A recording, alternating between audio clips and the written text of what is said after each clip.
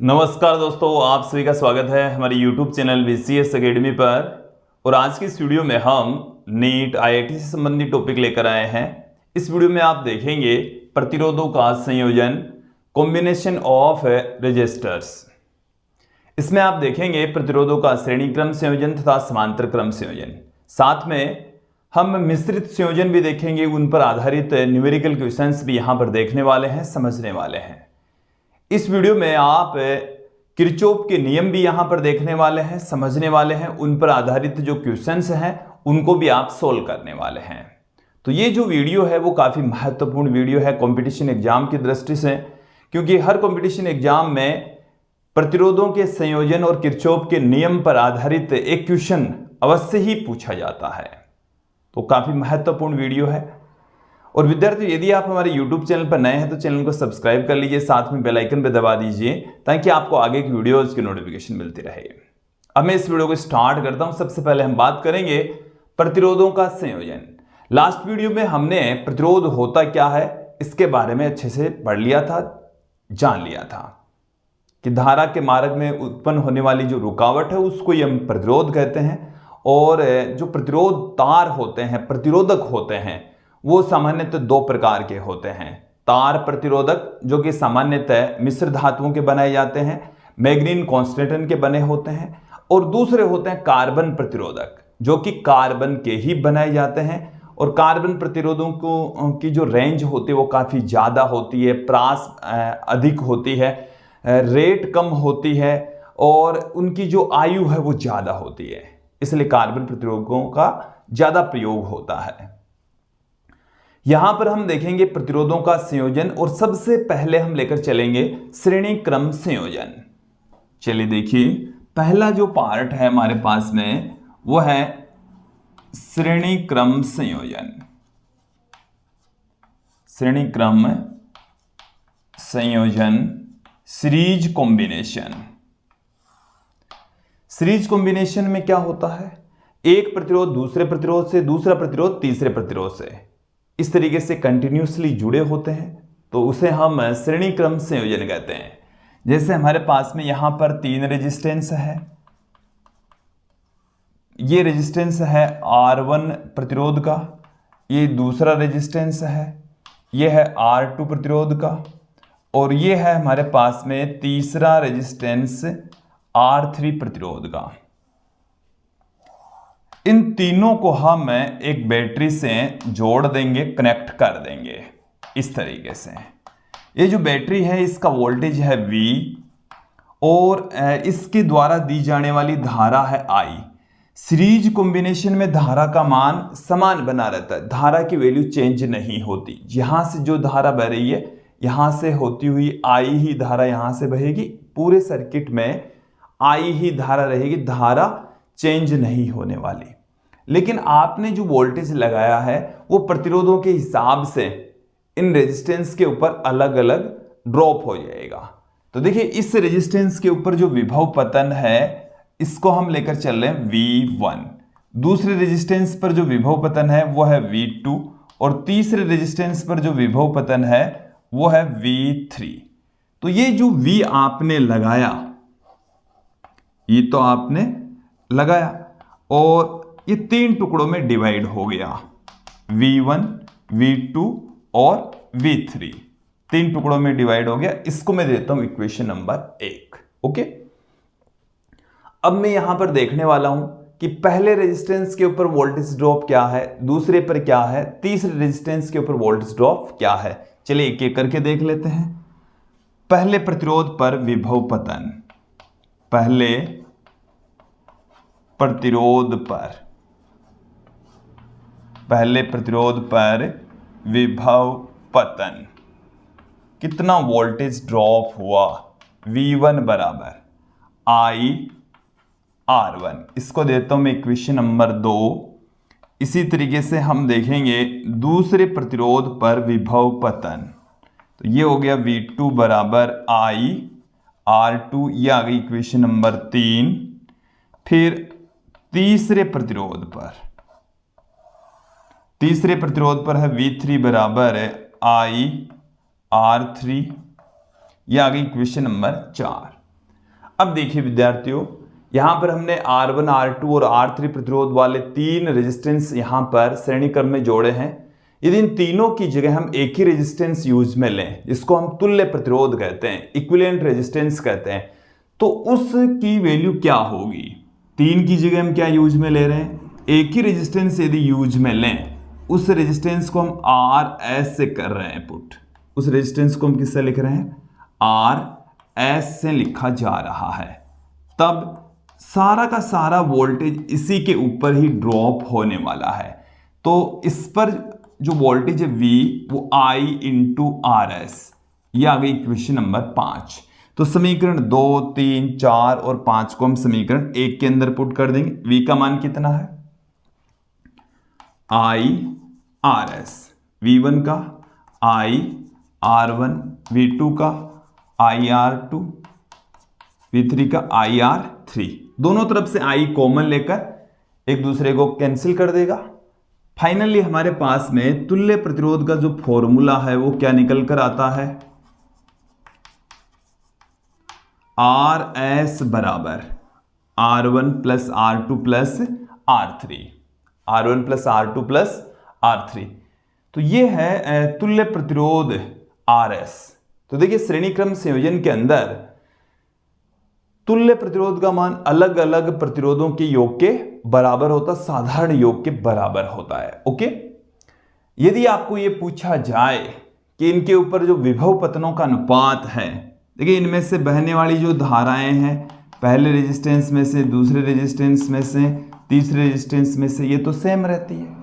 Okay, दूसरी महत्वपूर्ण बात यह है कि इनके ऊपर जो विभव पतनों का अनुपात है, V1 अनुपात V2 अनुपात V3, तो देखिए V1 अनुपात V2 तो R1 अनुपात R2, V2 अनुपात V3 तो R2 अनुपात R3। तो ये जो अनुपात है वो R1 अनुपात R2 अनुपात R3 के बराबर आएगा। V1, V2 और V3 का जो अनुपात है वो R1, R2 और R3 के अनुपात के बराबर आने वाला है। देखिए ऊर्जा का जो फॉर्मूला है हम आगे चलकर पढ़ेंगे। इनके अंदर जो ऊर्जा संचित होती है, ऊर्जा किस तरीके से डिवाइड होती है, वो हम आगे चलकर देख लेंगे। तो यहां तक क्लियर हो जाना चाहिए, समझ में आ जाना चाहिए। तो ये तो था श्रेणी क्रम संयोजन। अब मैं थोड़ा सा आगे बढ़ता हूं। अब मैं यहां पर बात करूंगा समांतर क्रम संयोजन की। तो देखिए समांतर क्रम संयोजन के अंदर क्या होता है कि जितने भी प्रतिरोध हम यूज में लेते हैं उनके एक सिरे एक संधि से, दूसरे वाले सिरे दूसरी संधि से यदि हम जोड़ दें तो वो एक समांतर क्रम संयोजन की व्यवस्था हो जाती है। चलिए देख लेते हैं समांतर क्रम संयोजन के अंदर होता क्या है।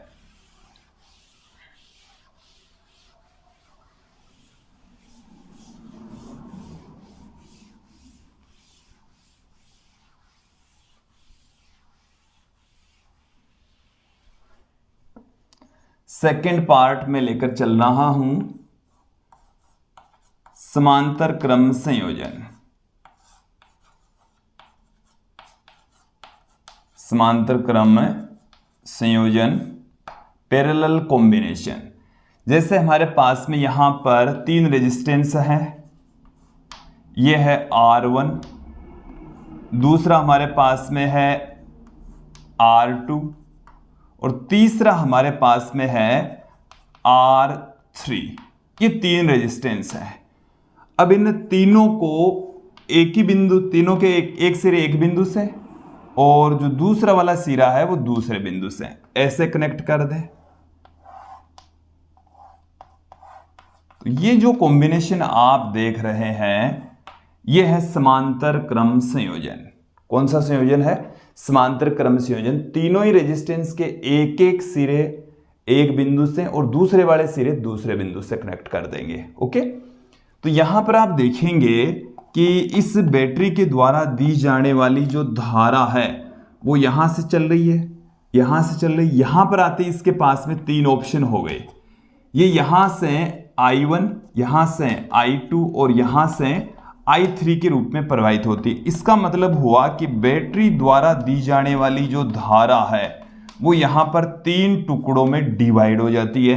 I1, I2, I3 ये 3 भागों में विभाजित हो जाएगी। ओके, लेकिन जो विभव पतन है, जितना वोल्टेज इस पर है, इन तीनों के ऊपर, इस बिंदु और इस बिंदु के ऊपर वोल्टेज सेम रहे, मतलब विभवांतर सेम रहता है, तो R1, R2 और R3 पर जो विभव पतन है वो इक्वल रहेगा। तो समांतर क्रम संयोजन के अंदर वोल्टेज सेम रहता है और श्रेणी क्रम संयोजन के अंदर धारा सेम रहती है। यहां पर धारा डिवाइड हो जाएगी और श्रेणी क्रम संयोजन के अंदर विभव पतन भिन्न भिन्न होगा। ओके, तो हम यहां पर क्या देखने वाले हैं, पहले रेजिस्टेंस में से बहने वाली धारा, दूसरे में से बहने वाली धारा, तीसरे में से बहने वाली धारा, ये सब कुछ हम फाइंड आउट कर लेते हैं। तो देखिए, पहले प्रतिरोध से प्रवाहित धारा, पहले प्रतिरोध से प्रवाहित धारा, पहले प्रतिरोध से प्रवाहित धारा, पहले प्रतिरोध से बहने वाली जो धारा है वो है I1। ओके, तो I1 बराबर क्या हो जाएगा, वोल्टेज इसके सिरों का वो तो है V, इसका रेजिस्टेंस वो है R1, ये आ गया हमारे पास में। इसी तरीके से आप देखेंगे दूसरे प्रतिरोध से प्रवाहित धारा I2 बराबर V बट्टे में R2, तीसरे रेजिस्टेंस में से बहने वाली धारा ये हमारे को मिल जाएगा I3 बराबर V बट्टे में R3। ये आ गई इक्वेशन नंबर 4। समीकरण 2, 3 और 4 ये क्लियर हो जानी चाहिए। अब हम क्या कर रहे हैं यहां पर कि इन तीनों रेजिस्टेंस की जगह एक रेजिस्टेंस यूज में लें, इसे हम तुल्य प्रतिरोध कहते हैं। तीनों की बजाय एक ही रेजिस्टेंस यदि यहां पर यूज में लें, देन देखेंगे यहां पर ये हमने ले लिया एक ही रेजिस्टेंस यूज में, समांतर क्रम में आरपी से पुट कर देते हैं। तो देखिए यहां पर जो बहने वाली धारा है आई, वो इस आरपी में से ही बहेगी। तो तुल्य प्रतिरोध से बहने वाली जो धारा है वो क्या रहेगी, आई बराबर वी बट्टे में आरपी। ये आ गई इक्वेशन नंबर 5, समीकरण 5। अब हम समीकरण 2, 3, 4 और 5 को हम समीकरण 1 में पुट कर देंगे। तो देखिए क्या मिल जाएगा हमें, V बट्टे में RP बराबर V बट्टे में R1 प्लस V बट्टे में R2 प्लस V बट्टे में R3। और यहां से देखिए दोनों तरफ से V कॉमन लेकर हम एक दूसरे को कैंसिल आउट कर देंगे। तो 1 बट्टे में RP बराबर 1 बट्टे में R1 प्लस 1 बट्टे में R2 प्लस 1 बट्टे में R3, यह आ जाएगा हमारे पास में। ओके, तो 1 बट्टा RP बराबर 1 बट्टा R1 प्लस 1 बट्टा R2 प्लस 1 बट्टा R3। तो तुल्य प्रतिरोध का व्युत्क्रम, तो तुल्य प्रतिरोध का व्युत्क्रम 1 बट्टा RP हो गया। अलग अलग प्रतिरोधों के व्युत्क्रमों की योग के बराबर होता है। ठीक है, अब यहां से कुछ महत्वपूर्ण तथ्य देखो बाहर निकलते हैं। एक तो है कि समांतर क्रम संयोजन के अंदर जो वोल्टेज ड्रॉप होता है वो सेम रहता है, जो आपने अप्लाई किया वही रहता है। एक बात तो ये है। दूसरी महत्वपूर्ण बात क्या है, आपने जो बैटरी लगाई है उससे बहने वाली जो धारा है वो अलग अलग प्रतिरोध में से बहने वाली धाराओं की योग के बराबर होती है। इन धाराओं का यदि हम अनुपात देखें तो समीकरण 2, 3 और 4 को आप अच्छे से देखें, ये 1 बट्टा R1 अनुपात 1 बट्टा R2 अनुपात 1 बट्टा R3 के बराबर होगा, इस अनुपात में होगा। ओके, तो यहां तक क्लियर हो जाना चाहिए, समझ आ जाना चाहिए। अब हम कुछ एग्जाम्पल लेंगे जिनमें श्रेणी क्रम संयोजन और समांतर क्रम संयोजन दोनों होंगे, जिसे हम मिश्रित संयोजन, मिक्स्ड कॉम्बिनेशन कहते हैं। ओके, चलिए देख लेते हैं।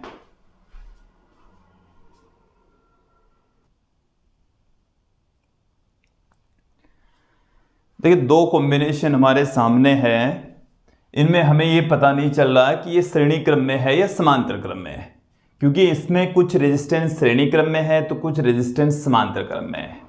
तो विद्यार्थियों मैं आपको बता दूं कि जब इस तरीके का संयोजन हो जिसमें श्रेणी और समांतर दोनों एक साथ में हो तो उसको हम कहते हैं मिश्रित संयोजन, मिक्स्ड कॉम्बिनेशन। तो यहां पर आपको क्या करना है कि उस छोटे से छोटे पार्ट को आपको देखना है, उस संयोजन को आपको देखना है जिसमें जो रेजिस्टेंस है वो श्रेणी क्रम में है या समांतर क्रम में है। तो आप यहाँ पर देखेंगे कि कईयों को ऐसे लग रहा होगा कि ये दोनों समांतर में है या ये दोनों समांतर में है। ऐसा नहीं है। क्यों नहीं है? क्योंकि ये दोनों समांतर में इसलिए नहीं है कि इसके और इसके बीच में ये वाला एक रेजिस्टेंस और यहाँ पर बीच में लगा हुआ है, तो इन दोनों को हम समांतर में नहीं कह सकते। इन दोनों को भी हम समांतर में नहीं कह सकते क्योंकि इसके और इसके बीच में ये 4R का रेजिस्टेंस यहाँ पर भी जुड़ा हुआ है।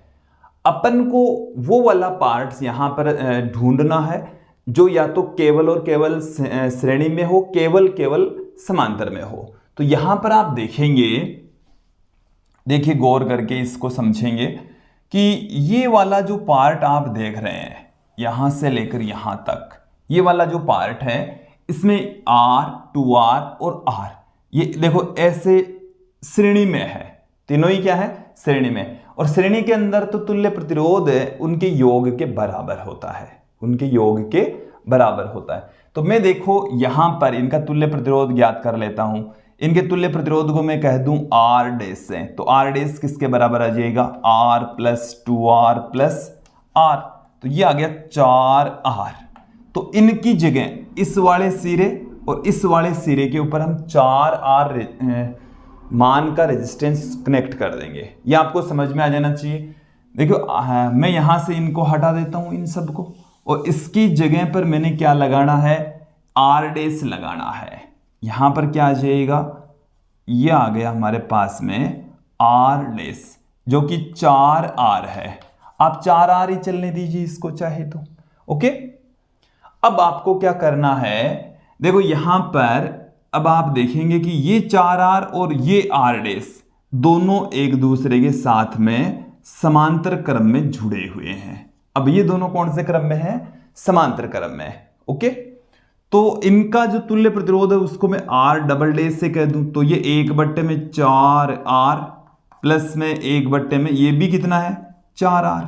तो ये 2/में कितना आ गया? 4R, 1/में 2R, तो R डबल डैश बराबर कितना आया? 2R आया। तो इन दोनों की जगह हम 2R रेजिस्टेंस जोड़ सकते हैं। ठीक है, तो इसको मैं यहां से हटा देता हूं, इसको यहां से हटा देता हूं, और इनकी जगह हमने क्या जोड़ना है? R double dash. इसकी जगह हमारे को क्या जोड़ना है? R double dash. और ये जो R डबल डैश है ये 2R के बराबर है। ठीक है, R डबल डैश किसके इक्वल है? 2R के इक्वल है। अब आप यहां पर और देखिए गौर करके कि ये वाला रेजिस्टेंस, ये रेजिस्टेंस और ये रेजिस्टेंस तीनों ही सीरीज कॉम्बिनेशन में है, और सीरीज कॉम्बिनेशन में इनका सीधा जोड़ हो जाएगा, इनका सीधा जोड़ हो जाएगा। तो यहां पर मैं लिख देता हूं R ट्रिपल डैश, और R ट्रिपल डैश क्या हो जाएगा? R plus R double dash जो कि 2R है प्लस R, तो ये हो गया 4R। कितना हो गया? 4R। तो इन तीनों की जगह हम क्या जोड़ सकते हैं? R ट्रिपल डैश जोड़ सकते हैं। R ट्रिपल डैश, इन की जगह हम R ट्रिपल डैश जोड़ देंगे जो कि 4R है। ओके, अब फिर से इसको देखिए, ये दोनों कौन से कॉम्बिनेशन में है? समांतर कॉम्बिनेशन में है, समांतर क्रम में है। और समांतर क्रम में इसको मैं R 4 डैश से लिख देता हूं, और समांतर क्रम में क्या हो जाएगा? 1/में 4R प्लस 1/में 4R, तो 1/में 2R आ जाएगा। R 4 डैश बराबर आ गया 2R। तो इन दोनों की जगह 4R और इस 4R की जगह हमारे पास में क्या आ जाएगा? ये आ जाएगा R 4 डैश, और इसका मान है 2R। कितना है? 2R। अब ये आप तीन रेजिस्टेंस यहां पर देख रहे हैं, R 4 डैश, R, ये तीनों ही श्रेणी क्रम में है। फिर से कौन से कॉम्बिनेशन में आ गया? श्रेणी क्रम में। तो सीधा जोड़ हो जाएगा R 2R और R 4R हो जाएगा। तो इन तीनों की जगह हम क्या जोड़ दें? 4R जोड़ देंगे। इन तीनों की जगह हम क्या जोड़ देंगे, ये 4R आ गया। अब यहां पर आप फिर से देखें, ये दोनों कौन से कॉम्बिनेशन में है, समांतर क्रम में। तो 1/4R प्लस 1/4R, ये मैं R1 से लिख दूं तो 2/4R, तो यहां से R1 बराबर आ गया 2R। ओके, तो इन दोनों की जगह हम 2R संयोजित कर देंगे। इन दोनों की जगह हम क्या जोड़ देंगे, 2R। अब यहां पर आप देखेंगे ये तीनों ही हैं वो श्रेणी क्रम में, तो A और B के मध्य क्या हो जाएगा, R plus 2R plus R, 4R हो जाएगा। ओके, तो A और B के मध्य जो तुल्य प्रतिरोध है वो 4R होगा। और मैंने आपको एक एक स्टेप बाय स्टेप आपको समझा दिया किस तरीके से आपको सॉल्व करना होगा। आगे एक और दे रखा है, थोड़ा सा जटिल सा दिख रहा है, लेकिन यदि इस टाइप का कोई आपको डायग्राम मिल जाए, इस तरीके कोई सर्किट मिल जाए, तो उनको कैसे सॉल्व करना होता है। यदि वो सममित सर्किट है, सममित सर्किट है तो उसको आपको दो भागों में डिवाइड कर लेना है। सममित है तो उसको कितने भागों में डिवाइड करना है, दो भागों में। जैसे यहां पर प्रत्येक प्रतिरोध हमारे को दे रखा है R, तो इसको हम दो भागों में डिवाइड कर लेते हैं। तो देखिए यहां से ये वाला जो हिस्सा है ये इसके दोनों तरफ सेम है, इधर भी, इसके इस ऊपर भी और नीचे भी सेम है। तो मैं यहां से इस तरीके से इसको सममित रूप में विभाजित कर लेता हूं। तो देखिए एक्चुअल में क्या होता है, इस बिंदु को इस तरीके से जोड़ दो, इस बिंदु को इस तरीके से जोड़ दो, इसको सीधा जुड़े रहने दो। देखो ऐसे जोड़ना है, ऐसे जुड़ गया, ये ऐसे जुड़ गया, यहां से टच नहीं है। अब इसको मैंने यहां से हटा दिया है। सममिति वाले भाग से आपने इसको क्या कर दिया, इस तरीके से डिवाइड कर दिया। अब क्या है, ये R और ये R दोनों श्रेणी में हो जाएंगे, ये R और ये R दोनों क्या हो जाएंगे, श्रेणी में हो जाएंगे। तो क्या हो जाएगा, हमारे पास में जो सर्किट है वो क्या बनकर आ रहा है, देखो चलिए मैं क्या इसी डायग्राम में ही कर दूं, आप देखेंगे, गौर करते रहिए। R और R दोनों श्रेणी में है, तो इन दोनों की जगह तो हम क्या कर सकते हैं, 2R कर सकते हैं। ये हमारे पास में आ गया है इस तरीके से, ये 2R आ गया। और यहां पर भी R और R का क्या हो जाएगा,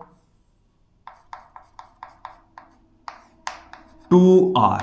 ओके, अब ये दोनों हैं समांतर क्रम में, ये दोनों कौन से क्रम में है, समांतर क्रम में। तो समांतर क्रम में जैसे R' से इनका तुल्य प्रतिरोध, तो 1/R प्लस 1/2R, तो 2R यहां पर लघुत्तम आ गया, तो 2 + 1 3/2R, और R' बराबर आ गया 2R/3। ठीक है, तो इन दोनों का जो तुल्य प्रतिरोध है वो 2R/3 आ जाएगा, 2R/3। तो ये आ गया 2R/3। ओके, इसी प्रकार से इन दोनों का भी कितना आ जाएगा, इन दोनों का भी 2R/3 आ जाएगा, 2R/3। इतना क्लियर हो जाना चाहिए। अब यहां पर आप देखेंगे ये R, ये 2R/3, ये R, ये R, ये R, ये R, 2R/3, ये R। अब ये श्रेणी क्रम में है, ये कौन से क्रम में है, श्रेणी क्रम में। और श्रेणी क्रम में आपको सीधा जोड़ कर देना है, तो जोड़ कर दीजिए, इन दोनों तीनों का जोड़ करो। R1 से लिख दूं मैं इसको, R plus 2R/3 plus R, तो देखो 3 तो लघुत्तम आ गया, तो 3R plus 2R plus 3R, ये आ गया 8R/3, 8R/3। R2 कितना आएगा, मतलब इन दोनों का, तो ये श्रेणी में है तो R प्लस R 2R, ये इन तीनों का ये पहले वाले R1 के समान ही आएगा, मतलब 8R/3 ही आएगा। ओके, तो यहां पर इसको क्लियर करें, ये जो सर्किट है वो हमारे पास में क्या हो जाएगा, ये जो सर्किट है इसमें इस तरीके से 3 रेजिस्टेंस लगे होंगे,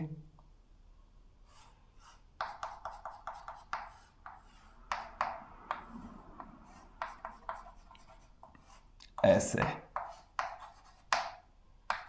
ये हमारे पास में है R1, ये R2 और ये R3। तो हमें यहां पर इनका इक्विवेलेंट रेजिस्टेंस फाइंड आउट करना है,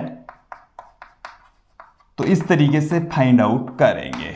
तो R1 की वैल्यू कितनी है 8R बट्टे में 3, तो 3 ऊपर चला गया। R2 की वैल्यू कितनी है 2R। R3 की वैल्यू कितनी है 8R बट्टे में 3। यहां से 8R लघुत्तम आ गया, तो 3 प्लस 4 प्लस 3, तो ये तो हो गया 10 बट्टे में 8R, और R इक्विवेलेंट बराबर आ गया 4R बट्टे में 5। 4R बट्टे में 5 आ गया है। तो विद्यार्थियों यहां तक आपको अच्छे से समझ में आ गया होगा। कुछ एग्जाम्पल हम और लेते हैं।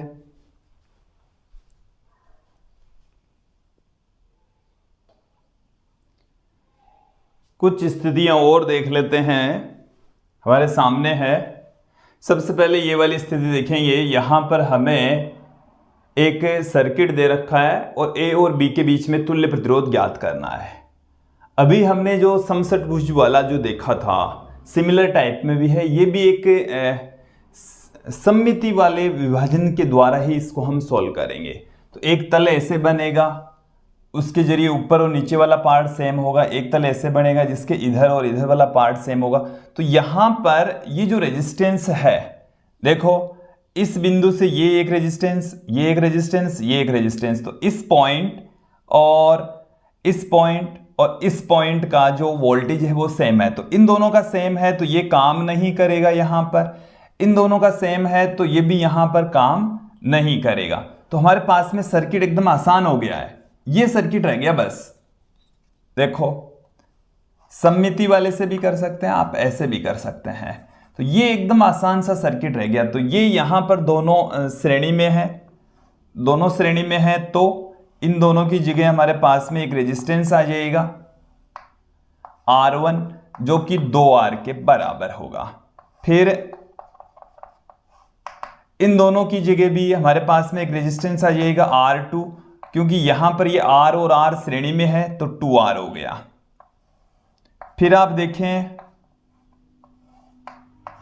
यहां पर ये दोनों भी श्रेणी में है तो ये भी 2R हो जाएगा। इसको मैं R3 कह देता हूं। अब ये तीनों R1, R2 और R3 तीनों समांतर क्रम में है, तो 1/R इक्विवेलेंट बराबर 1/में R1 plus 1/में R2 plus 1/में R3 बराबर 1/में 2R plus 1/में 2R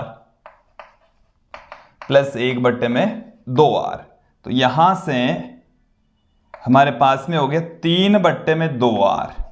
1/R equivalent बराबर हो गया 3/में 2R। तो R इक्विवेलेंट बराबर क्या आ जाएगा 2R/3।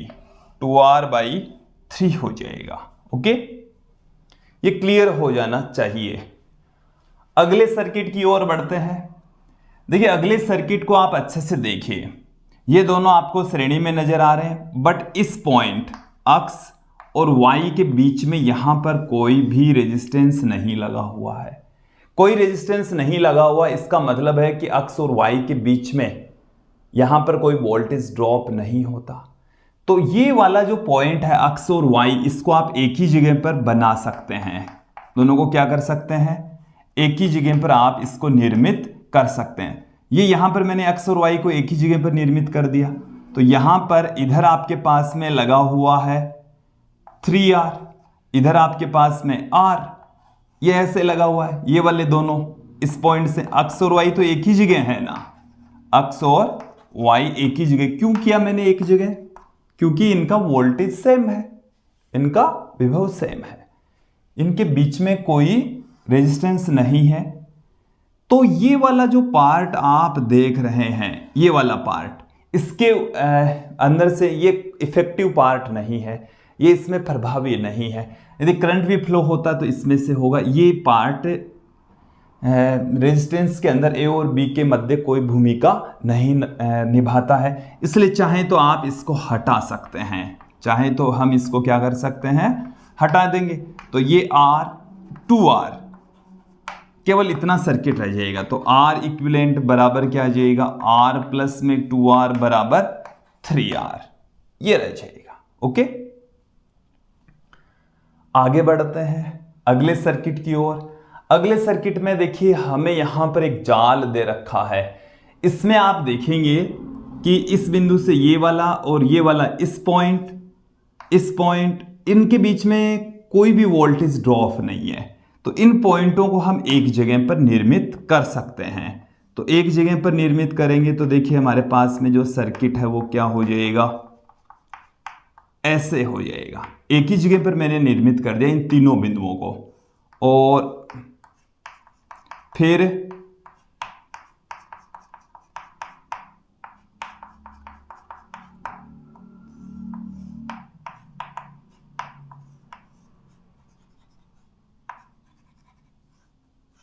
ये इन तीनों पॉइंट को भी हमने एक ही जगह पर कर दिया। चाहे तो इसको एक जगह दिखा दो, ऐसे दिखा दो, कोई फर्क नहीं पड़ता। ओके, अब ये R और R इन दोनों का तुल्य प्रतिरोध तो कितना हो जाएगा, R1 से कह दूं, और ये हो जाएगा R/2, R/2।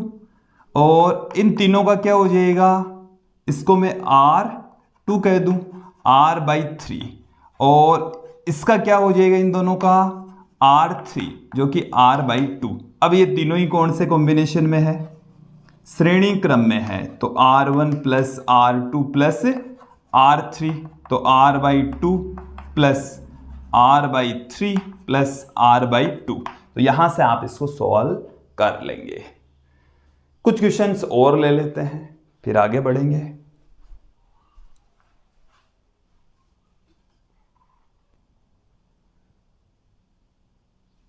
देखिए कुछ क्वेश्चंस हम और देख लेते हैं। हमारे पास में यहां पर एक सर्किट दे रखा है जिसमें 3 रेजिस्टेंस, जैसे ये वाला जो रेजिस्टेंस है ये है R, ये 2R और ये 3R। इस वाले पॉइंट को मैं ले लेता हूं X और इस वाले को ले लेता हूं मैं Y। आप यहां पर देखेंगे कि ये पॉइंट है A, तो A और Y के बीच में कोई भी रेजिस्टेंस कनेक्ट नहीं है। तो A और Y को तो आप एक ही जगह पर बना सकते हैं। इसी प्रकार से B और X के मध्य भी कोई रेजिस्टेंस यहां पर नहीं जुड़ा हुआ है, तो आप इनको भी एक ही जगह पर बना सकते हैं। अब देखें A और X के बीच में ये वाला रेजिस्टेंस जुड़ा हुआ है R, ठीक है, ये R वाला जुड़ा हुआ है। इसके अलावा X और Y के बीच में, ये X है ये Y है, इसमें 2R जुड़ा हुआ है। ये कितना है 2R। Y और B के बीच में भी यहां पर एक रेजिस्टेंस जुड़ा हुआ है, तो ये है 3R। तो ये तीनों रेजिस्टेंस दिखने में तो श्रेणी क्रम जैसे दिखाई दे रहे थे, बट ये एक्चुअल में है कौन से क्रम में, समांतर क्रम में है। कौन से क्रम में है, समांतर क्रम में। ठीक है, तो समांतर क्रम में अब इसका आराम से आप सॉल्यूशन R इक्विवेलेंट बराबर आप आराम से निकाल सकते हैं। 1/R plus 1/2R plus 1/3R, 6R लघुत्तम आ गया, तो 6 प्लस 3 प्लस 2, तो कितना आ गया 11/6R। R इक्विवेलेंट बराबर आ गया 6/11R। ओके,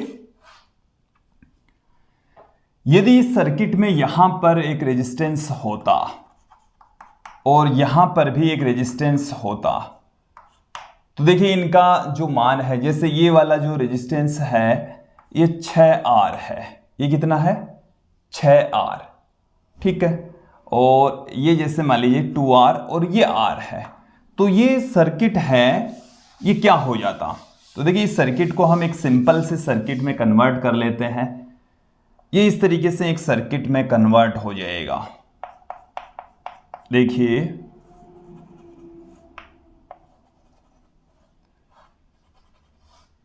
ये B है, ये A है।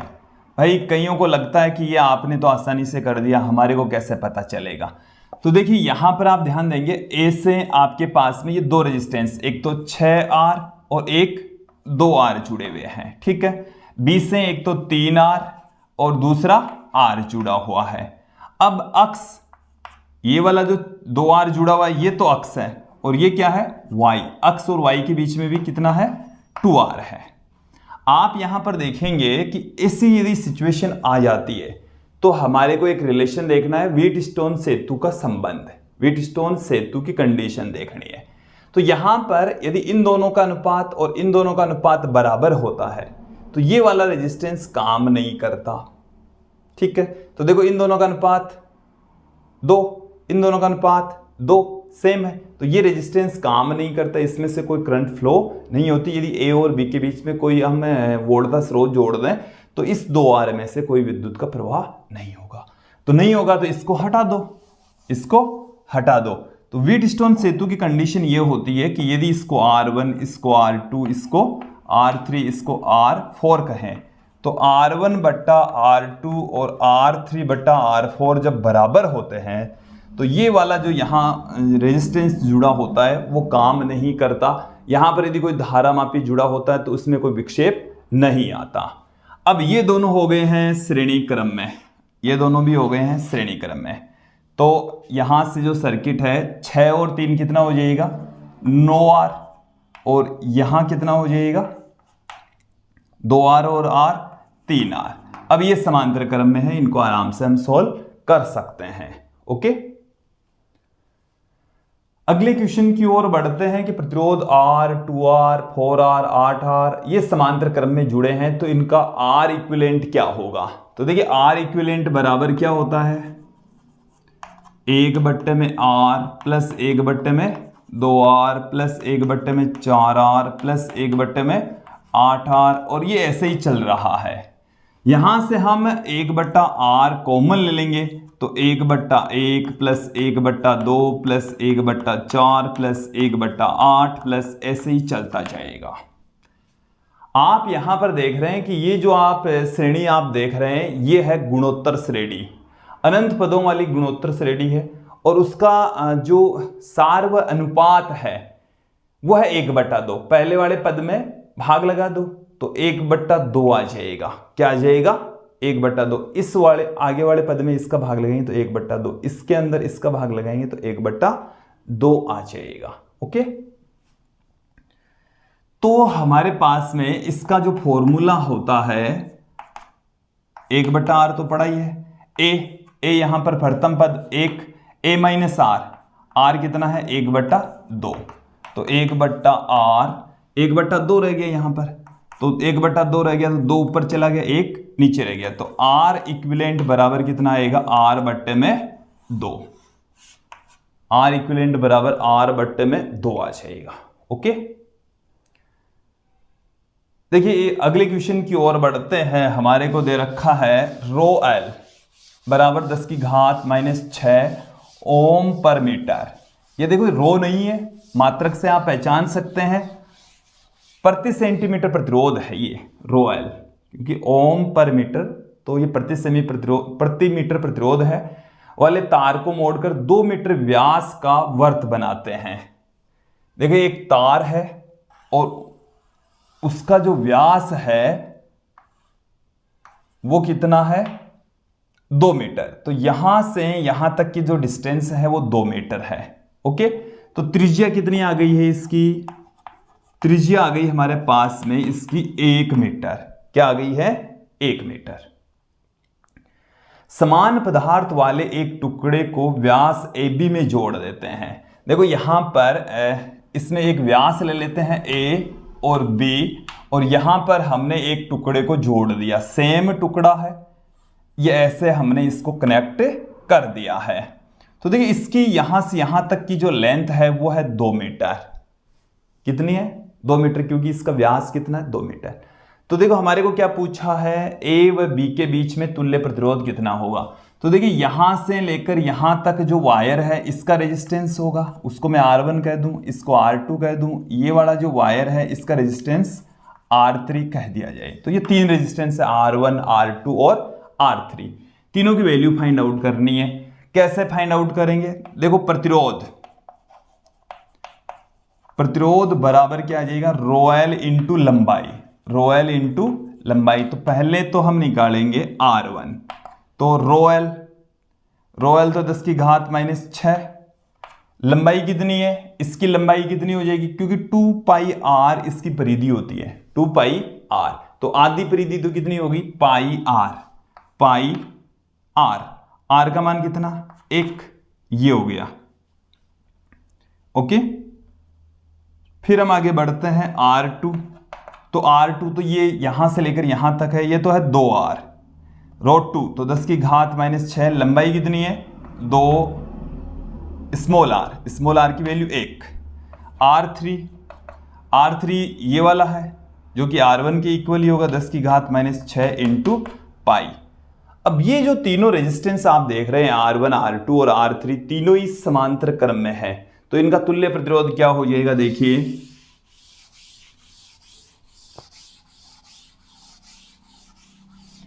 1/R इक्विवेलेंट बराबर 1/R1 plus 1/R2 plus 1/R3।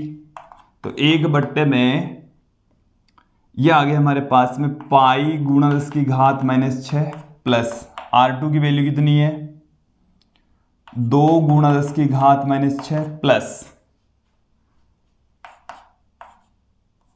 पाई गुणा 10 की घात -6। तो 10 की घात -6 तो यहां से कॉमन आ जाएगा, यहां से ये आ गया 2 में पाई प्लस 1/2, ठीक है।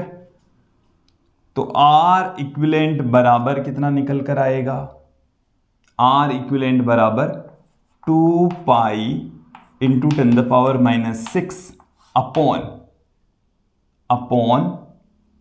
4 पाई प्लस पाई, नहीं 4 प्लस पाई, ये ओम में आ जाएगा। कैलकुलेशन करेंगे तो आपको फाइनल आंसर मिल जाएगा। ओके, तो विद्यार्थी ये यहां तक हमने प्रतिरोधों का संयोजन देख लिया, कुछ क्वेश्चंस देख लिए हैं। अब हम आगे बढ़ते हैं, किरचॉफ का नियम देख लेते हैं।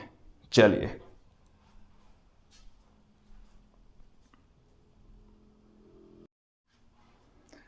अब यहां पर हम किरचॉफ के नियम देखने वाले हैं।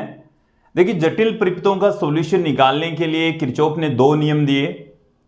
पहला जो नियम है उसे हम संधि नियम भी कहते हैं, धाराओं का नियम भी कहा जाता है, और जो दूसरा नियम है उसे हम लूप, पास या वोल्टताओं का नियम भी कहते हैं। एक एक करके दोनों को देखेंगे, उन पर आधारित कुछ क्वेश्चंस भी यहां पर सॉल्व करेंगे। सबसे पहले हम देते हैं किरचॉफ का प्रथम नियम। देखिए, प्रथम नियम का दूसरा नाम क्या है, संधि नियम। इसको KCL से भी कहा जाता है, KCL, Kirchhoff current law. Kirchhoff का जो करंट वाला लॉ है वो है KCL। तो KCL क्या कहता है कि किसी संधि पर, मैं जो बोल रहा हूं उसे आप सुन लीजिए, कि किसी संधि पर मिलने वाली धाराओं का बीजगणित योग शून्य होता है। कि ये जैसे हमारे पास में एक संधि है, इस तरीके से, ऐसे ये संधि है जहां पर एक से अधिक तार जुड़ रहे हैं। यहां पर धारा आ रही है I1, यहां से जा रही है I2, यहां आ रही है I3, यहां आ रही है I4 और यहां से बाहर निकल रही है I5। संधि N, संधि को अंग्रेजी में नोड कहते हैं, N से पुट कर दिया। ओके, तो इस संधि पर मिलने वाली धाराओं का जो बीजगणित योग है वो शून्य होता है। जितनी भी धाराएं यहां पर मिल रही है उनका बीजगणित योग 0। इसका क्या मतलब है कि संधि की ओर, देखो चिन्ह परिपाटी यहां पर आपको यूज में लेनी है। संधि की ओर आने वाली धाराओं को आप धनात्मक, संधि की ओर आने वाली धाराओं को क्या लेंगे, धनात्मक। तो I1 तो कैसा है, धनात्मक। I2 दूर जा रहा है तो उसको आपको लेना है माइनस में। I3 नजदीक आ रहा है, I4 भी नजदीक आ रहा है, बाहर निकल रही है संधि से, उसको आप माइनस में लीजिए। इन सब का जोड़ क्या कर दीजिए, 0 के इक्वल कर दीजिए। यही है संधि नियम। यहां से इसको हम और क्या पुट कर सकते हैं, I1 plus I3 plus I4 बराबर I2 प्लस I5, ये हो गया हमारे पास में। इसका मतलब क्या है, ये जो धाराएं हैं तीनों I1, I3 और I4 ये संधि की ओर आ रही है, जबकि I2 और I5 संधि से दूर जा रही है। इसका मतलब ये हो गया है कि संधि की ओर आने वाली धाराओं का योग और संधि से दूर जाने वाली धाराओं का योग बराबर होता है। संधि की ओर आने वाली धाराएं संधि से दूर जाने वाली धाराओं के योग के बराबर होती है। तो ये क्लियर हो जाना चाहिए, स्पष्ट हो जाना चाहिए। इसका मतलब यहां पर क्या हुआ, जितना आवेश इस संधि पर आ रहा है उतना ही आवेश संधि से दूर जा रहा है। तो यहां पर आवेश संरक्षित रहता है। इस नियम में क्या होगा, आवेश संरक्षण नियम फॉलो होगा। आवेश संरक्षण नियम लागू होता है, ठीक है, पर आधारित है। आगे बढ़ते हैं। किरचॉफ का दूसरा नियम, सबसे महत्वपूर्ण जो नियम है वो यहां पर हम देख लेते हैं। द्वितीय नियम, जो द्वितीय नियम है इसको हम पास नियम, हिंदी में पास और अंग्रेजी में इसको हम कह देते हैं लूप नियम भी कह देते हैं। शॉर्ट में इसको वोल्टताओं का नियम भी कहते हैं, तो इसको केवीएल कहते हैं। क्या कहा जाता है, KVL, Kirchhoff's voltage law. Okay, अब देखो ये क्या है, यहां पर एक बंद परिपथ होगा, मतलब क्लोज लूप होगा। किसी पास में लूप में वोल्टताओं का बीजगणितीय योग, विभवपतनों का जो योग होता है वो 0 होता है। वोल्टताओं का योग कितना होगा, 0 होगा। Summation V equal to 0। तो आपने किसी लूप में जितनी वोल्टेज लगाई है वो सारी की सारी ड्रॉप हो जाएगी। तो उनका जो जितनी ऊर्जा आपने दी उतनी की उतनी ऊर्जा काम में आ जाएगी। तो इस नियम के अंदर ये गणितीय रूप है, ऊर्जा संरक्षित रहती है। ऊर्जा संरक्षण नियम लागू होता है। ऊर्जा संरक्षण नियम लागू होगा। ये ऊर्जा संरक्षण नियम पर आधारित है। कुछ चिन्ह परिपाटी मैं आपके सामने रख देता हूं। देखिए, अलग अलग किताब वाले जो चिन्ह परिपाटी है वो अलग अलग लेते हैं। मैं पढ़ा रहा हूं तो मैं अपने हिसाब से चिन्ह परिपाटी ले रहा हूं, दूसरा पढ़ा रहा है दूसरे तरीके से ले रहे हैं। इसमें आपको पहले तो यह नहीं है कि वही वहां मैंने ये बताया था नोट्स में ये है या किसी दूसरे सर ने दूसरी किताब में ये है। तो कोई सा एक मेथड आप ध्यान में रखें, बुक वाला या हमारे वाला समझ में आ जाए तो हमारे वाले को आप दिमाग में फिट बैठा लीजिए, सही है। क्या है चिन्ह परिपाटी? चिन्ह परिपाटी का मतलब हो गया कि वोल्टेज आप कब धनात्मक लेंगे कब ऋणात्मक लेंगे, चिन्ह कौन सा यूज में लेंगे, उसके साथ में धन चिन्ह यूज में लेंगे या ऋण चिन्ह यूज में लेंगे, वो ये चिन्ह परिपाटी। तो देखिए यहां पर हमारे पास में ये एक रेजिस्टेंस है और इसमें धारा बह रही है इधर, ठीक है, धारा बह रही है I, ये रेजिस्टेंस है R। यदि आप किसी बंद लूप में धारा की दिशा में चलेंगे तो इसका जो विभव पतन है, देखो विभव पतन वोल्टेज ड्रॉप, इसके ऊपर क्या होगा I इंटू आर। ओम के नियम से V बराबर आई आर होता है ना, तो V I इंटू आर ये होगा। तो धारा की दिशा में आपको विभव पतन लेना है धनात्मक, धारा की दिशा में क्या लेना है धनात्मक, और धारा की विपरीत दिशा में यदि आप चलते हैं तब आपको विभव पतन लेना है ऋणात्मक। देखो माइनस में आई आर लेना है। धारा इधर बह रही है बंद लूप में, आप इधर आएंगे, अभी जब एग्जाम्पल देखेंगे ना तब आप बेटर तरीके से समझेंगे। आप इधर आएंगे अपोजिट डायरेक्शन में आएंगे तो माइनस में आई आर। ओके, यदि यहां पर एक बैटरी जुड़ी हुई हो, एक बैटरी जुड़ी हुई है, इसका जो वोल्टेज है वो E है, और आप यदि इसके पॉजिटिव सिरे से नेगेटिव सिरे की ओर जा रहे हैं तो इसका वोल्टेज आपको प्लस में लेना है। इसका वोल्टेज किस में लेना है, आप इसके प्लस वाले सिरे से माइनस वाले इधर जा रहे हैं, धारा किधर जा रही है उससे आपको कोई लेना देना नहीं है। केवल आप बैटरी से मतलब पूरे ऐसे लूप में चलेंगे तो पॉजिटिव से नेगेटिव की ओर चल रहे हैं तो इसका जो विद्युत वाहक बल है वो आप पॉजिटिव लेंगे। और यदि आप नेगेटिव सिरे से पॉजिटिव सिरे की ओर आ रहे हैं तो इसका जो विद्युत वाहक बल है ईएमएफ है वो माइनस में लेंगे। ओके, साथ में मैं बता देता हूं आपके पास में ये कोई संधारित्र है और संधारित्र के अंदर भी प्लेटें पॉजिटिव नेगेटिव होती है, तो पॉजिटिव से नेगेटिव प्लेट की ओर जा रहे हैं तो प्लस में Q/C, क्योंकि संधारित्र पर जो विभव पतन होता है वो V बराबर Q/C होता है, तो पॉजिटिव प्लेट से नेगेटिव प्लेट की ओर जा रहे हैं तो प्लस में Q/C, और यदि आप नेगेटिव प्लेट से पॉजिटिव प्लेट की ओर आए तो माइनस में Q/C आप लेकर चलेंगे। ओके, माइनस में Q/C, तो ये आपको समझ में आ जाना चाहिए, चिन्ह परिपाटी क्लियर हो जानी चाहिए। अब इन पर आधारित कुछ क्वेश्चंस जब हम देखेंगे तो आप इनको बेटर तरीके से समझ पाएंगे। सबसे पहले तो मैं किरचॉफ के प्रथम नियम पर ही आधारित क्वेश्चन ले लेता हूं।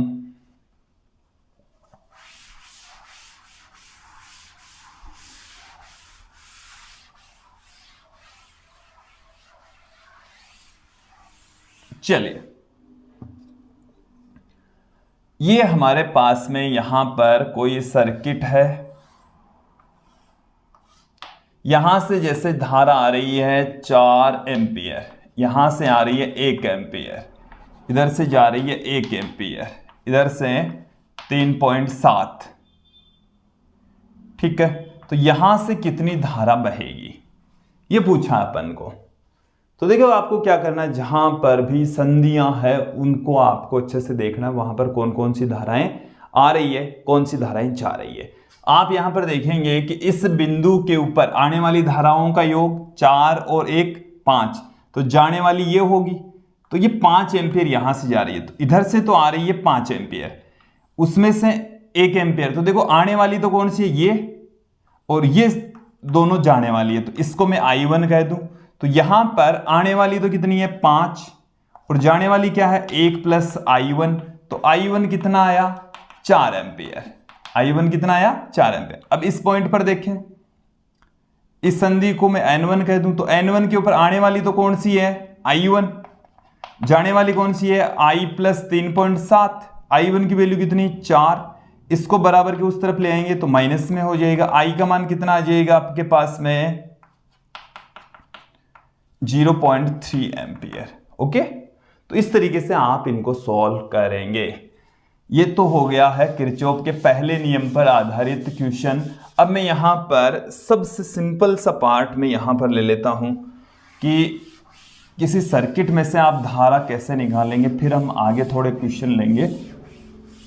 चलिए, ये जैसे हमारे पास में एक सिंपल सा सर्किट है, ये एक ओम का रेजिस्टेंस है, ये 2 ओम का रेजिस्टेंस है, और ये हमारे पास में यहां पर 3 ओम का रेजिस्टेंस है।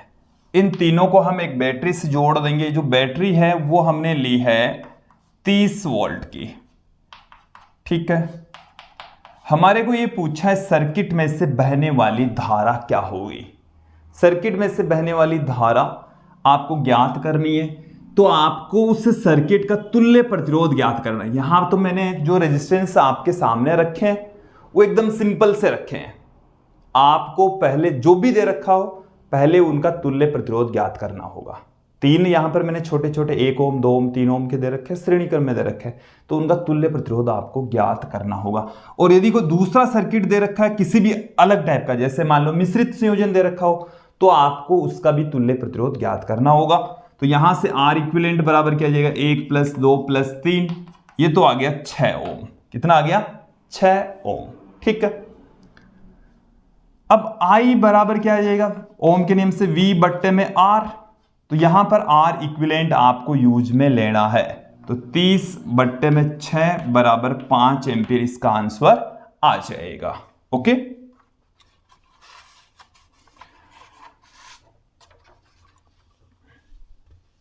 ये हमारे पास में एक सिंपल सा सॉल्यूशन आ गया।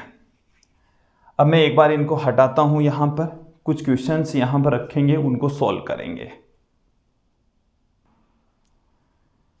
2 सर्किट हमारे सामने हैं, इनको हम एक एक करके सॉल्व करेंगे। पहले इनको समझ लेते हैं। देखिए इस सर्किट में हमें सभी प्रतिरोधों में से बहने वाली धाराओं का मान पूछा है। यह किरचॉफ के दूसरे नियम पर आधारित है। पहला और दूसरा नियम यहां पर दोनों लागू होंगे और ऐसे क्वेश्चंस को कैसे सोल्व करते हैं आज आप इनको अच्छे से समझ लीजिए। देखो आपको क्या करना है, जैसे किसी एक बैटरी में से बहने वाली धारा कंसीडर कर लेनी है कि भाई यहां से बहने वाली धारा मैंने मान ली I1 है। तो देखो यहां से एक पार्ट में से यहां तक ये एक ही धारा बहेगी। यहां पर आते इसके पास में दो ऑप्शन हो गए, तो इस वाली धारा को मैं कह दूं I2, इस वाली धारा को मैं कह दूं I3। तो एक चीज तो यहां से क्लियर हो जाती है इस बिंदु पर कि जो I1 है वो I2 और I3 के योग के बराबर है। यहां से I2 है वो यहां से लेकर इतने भाग में बहती है और I3 है वो यहां से लेकर इतने भाग में बहती है और I1 यहां से लेकर इतने भाग में प्रवाहित होती है। एक चीज क्लियर हो गई। अब यहां पर दो लूप बन रहे हैं, एक में हम ऐसे घूमेंगे, दूसरे में भी हम ऐसे घूमेंगे। ये लूप नंबर 1, ये लूप नंबर 2। लूप 1 में किरचॉफ का दूसरा नियम लगाते हैं। तो देखो क्या है, लूप 1 में आप यहां से चलें, यहां से मैं चल रहा हूं तो 2 और इसमें से इस पर वोल्टेज ड्रॉप कितना होगा 2I1 कि V बराबर होता I इंटू R। तो I तो I1, R है 2, तो 2I1 हो गया। फिर यहां से चला मैं, यहां से चलता चलता यहां आ गया। अब इसमें से धारा कितनी बह रही है I3, रेजिस्टेंस कितना 4 ओम, तो प्लस में, क्योंकि हम भी इधर चल रहे हैं धारा भी इधर बह रही है इसलिए इसका विभव पतन प्लस में लेना है, तो 4I3। अब मैं यहां पर आ गया, इसको क्लोज करना है, इस लूप को आपको क्या करना है एकदम क्लोज, पूरे चक्कर पूरे पथ में चक्कर लगाना है। तो यहां पर पहुंच गए। अब यहां से इसके माइनस से प्लस की ओर कूद रहे हैं तो माइनस में लेंगे। मैंने आपको कहा था कि माइनस से प्लस की ओर जाओगे तो माइनस में, प्लस से माइनस की ओर जाओगे तो प्लस में। तो यहां पर हम माइनस से प्लस की ओर जा रहे हैं तो इसको हमने ले लिया माइनस में। अब देखिए 2I1, अब I3 की जगह हम क्या लिख सकते हैं I1 माइनस में I2, तो प्लस 4I1 माइनस I2 बराबर 10। ये 2I1 और 6I1 हो गया, ये माइनस में 4I2 बराबर 10। इसको हम 2 से डिवाइड कर दें तो 3I1 माइनस 2I2 बराबर 5 और ये आ गई इक्वेशन नंबर 1, समीकरण 1। फिर दूसरे लूप में, लूप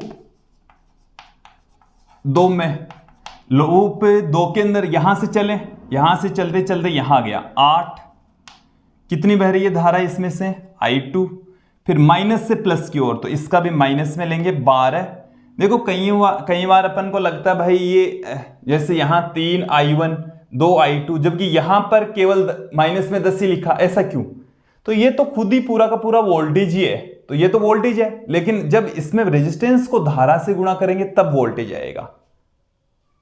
रेजिस्टेंस के ऊपर तो I इंटू R और बैटरी पर जो वोल्टेज है वो का वही, ठीक है। चलिए, तो माइनस में 12, फिर यहां से घूमकर इधर आए। अब देखो हम आ रहे हैं नीचे जबकि धारा बह रही है ऊपर, तो इस पर जो वोल्टेज ड्रॉप होगा वो लेंगे माइनस में 4 इंटू I3 बराबर 0। सबका योग कितना करना है, विभव पतनों का योग 0 करना है। I3 की जगह आप क्या लिख सकते हैं, I3 की जगह आप लिख सकते हैं I1 माइनस I2 लिख सकते हैं। देखिए माइनस में 4I1, माइनस में 4I1, माइनस माइनस प्लस 4 और 8 कितना हो गया 12I2 बराबर 12। 4 से इसको डिवाइड कर देंगे तो माइनस में I1 प्लस 3I2 बराबर 3। ये आ गई इक्वेशन नंबर 2। समीकरण 1 और 2 से ही हम फाइंड आउट करेंगे। तो देखिए समीकरण 1 तो मैंने लिख दिया है एज इट इज, 2 को मैं 3 से गुणा कर देता हूं, 2 को 3 से गुणा करेंगे तो ये आ गया हमारे पास में। अब दोनों को जोड़ दो, I2 बराबर कितना आ गया 2 एम्पियर। I2 की वैल्यू कितनी आई 2 एम्पियर। तो यहां रख दो 2 एम्पियर, तो माइनस में I1 प्लस 3 गुणा 2 बराबर 3। I1 बराबर कितना आ जाएगा 3 एम्पियर। I3 बराबर कितना आ जाएगा, रख दो इसमें रख दो I3 I1 माइनस I2, तो 3 माइनस 2 1 एम्पियर। तो ये तो आ गई सब में से बहने वाली धाराएं, प्रत्येक भाग में से बहने वाली धाराएं हमें मिल चुकी हैं। तो मुझे उम्मीद है ये क्वेश्चन आपको अच्छे से समझ में आ गया होगा। फिर देखिए एक और हमें सर्किट दे रखा है, इस सर्किट में भी आप समझें क्या पूछा है। हमें इस तरीके से ये 0 वोल्ट, इस भाग पर 2 वोल्ट, इस भाग पर 3 वोल्ट, इस भाग पर 5 वोल्ट दे रखा है। R1, R2 और R3 पर विभव पतनों का अनुपात पूछा है। तो देखिए यहां से ये सारे के सारे R1, R2 और R3 तीनों ही श्रेणी क्रम में है। कौन से क्रम में है, श्रेणी क्रम में। और श्रेणी क्रम में धारा सेम बहती है, धारा तीनों में ही क्या रहेगी, सेम। तो धारा का मान क्या हो जाएगा, धारा बराबर होता वोल्ट विभवांतर बट्टे में प्रतिरोध। तो इसके ऊपर तो विभवांतर कितना है 5 और इस वाले सिरे का 3, तो विभवांतर 5 माइनस 3 बट्टे में प्रतिरोध हो गया R1। इस पर इसमें से भी धारा तो आई ही बहेगी।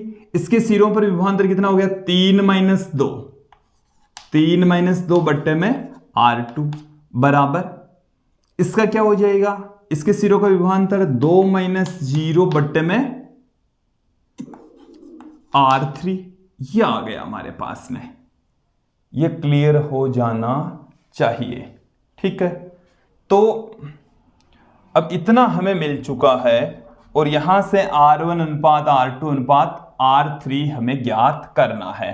तो देखो यहां से IR1 बराबर आ गया है 2, IR2 बराबर आ गया है 1, IR3 बराबर आ गया 2।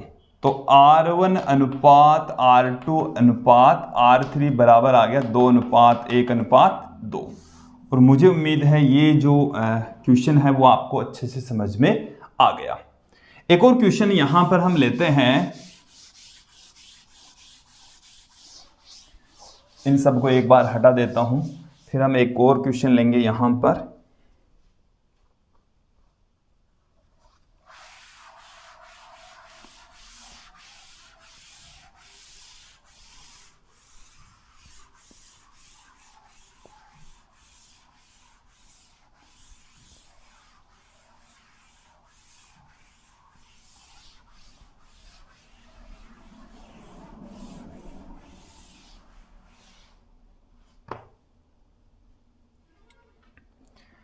देखिए यहां पर हमारे पास में एक सर्किट दे रखा है अपन को इस तरीके से। ये 1 ओम का रेजिस्टेंस है या 1 किलो ओम कह दीजिए, ये 2 किलो ओम का है,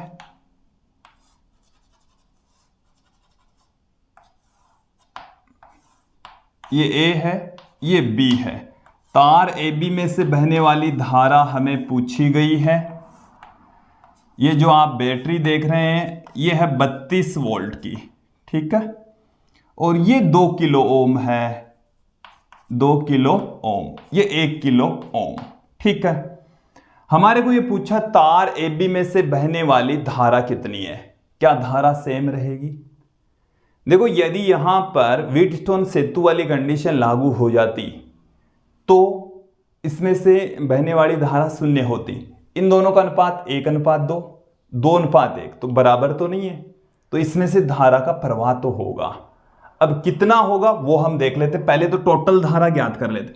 देखो वैसे मैं आपको बता दूं कि यहां इस बिंदु और इस बिंदु के बीच में कोई वैसे तो यदि हम कहें कि A और B का जो विभव पतन है वो सेम है, मतलब यहां इन दोनों को हम एक ही जगह पर कर सकते हैं, एक ही जगह पर दिखा सकते हैं।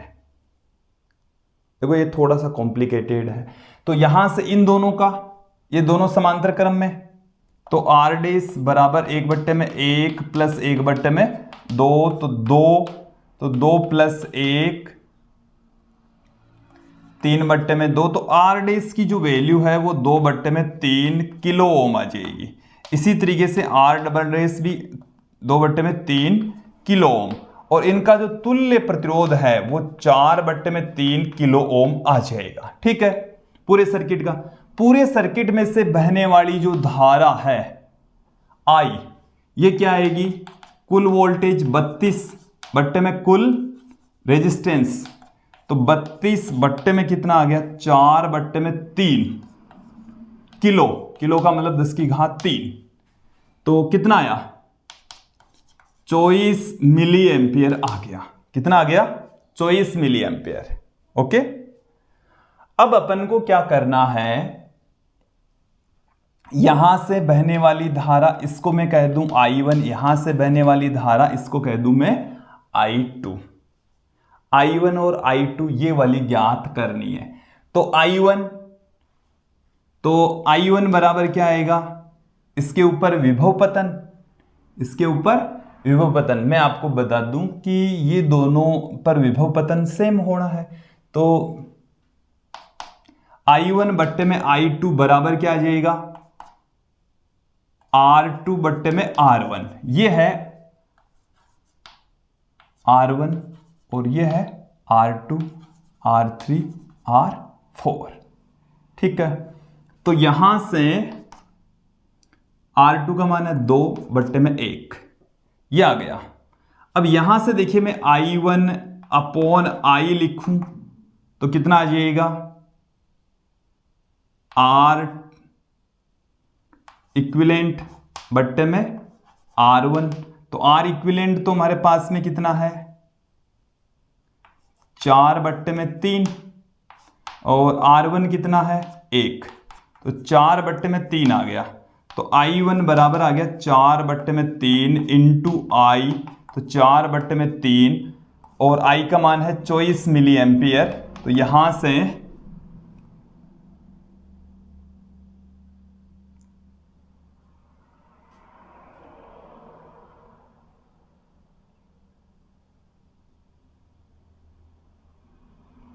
चलिए, कैलकुलेशन में कहीं गड़बड़ हुई है।